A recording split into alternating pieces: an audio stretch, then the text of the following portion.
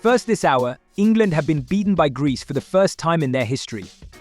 Inter manager Lee Carsley named an experimental team with no recognised striker for the Nations League Group B game, and his side was soundly beaten.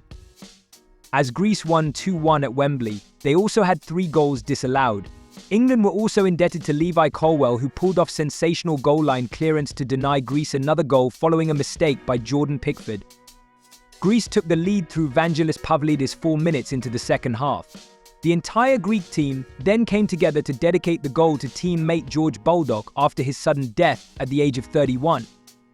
It stayed 1-0 until the 87th minute, when Jude Bellingham came to England's rescue with a shot from outside the box, his first goal of the season, reviving memories of his heroics against Slovakia at this summer's Euros. But the joy was short-lived, Pavlidis scoring a deserved winner for Greece in stoppage time after England repeatedly failed to clear the ball in the box. A first feat then for Lee Carsley in his 3rd game in charge, and next it is Finland at Wembley on Sunday. The only player that can come away from it and say, yeah, I played pretty decent, would be Palmer.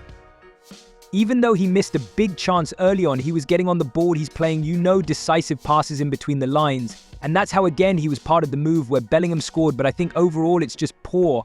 I think Lee Carsley really needs to look at this and say, okay, we've got some great players, but we need to put it together to make a great team. And that's the most important thing, because all the nations that are successful, the likes of Spain, like I said before, 2012, where Fabregas is playing up there, you've got Iniesta on the left.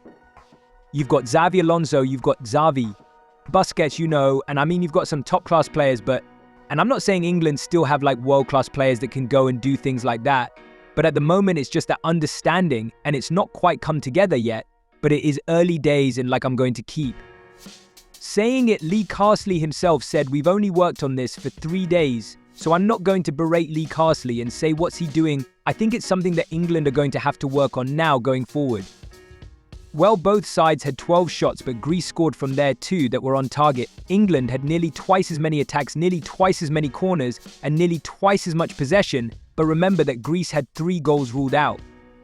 Very disappointing night for England. Can you put your finger on where it went wrong? Yeah, I think everyone can see that we weren't our best level tonight, and we're disappointed with ourselves, but setbacks happen in football, and then you can learn from them a lot. But we've got a quick turnaround, and we've got to get it right for Sunday against Finland and go and put a performance on. There were a lot of attacking players on the field tonight. You could see it all in front of you. Was it a little bit too open? No, they're going to create chances. It's about if you're attacking going forward with a lot of players, and you've got to be mindful of them transitions, and a lot of the times, most of the time, we dealt with that well, and we got caught out a couple of times. But that's football, and like I say, you can learn from them. Mistakes. We're disappointed tonight, not getting the result at Wembley, and as a nation we'll all be disappointed, but we need to learn from it thick and fast, because it's a game Sunday. Is that what it's all about now, learning the lessons from this one? Because as you say, it is a very quick turnaround. Yeah, you've always got to learn. You're never going to be perfect, even when you're winning games, so you can learn a lot from games like tonight, and what can we do better as a team, and how can we move forward? But it's about recovering well and getting ready for Sunday. Well, to make matters worse for England, and more pertinently for Arsenal, Bukayo Saka picked up an injury in the first half, as Saka seemed to be feeling at the back of his leg as he went off before being assessed by England's medical staff. There is no indication yet of the nature or the severity of the injury.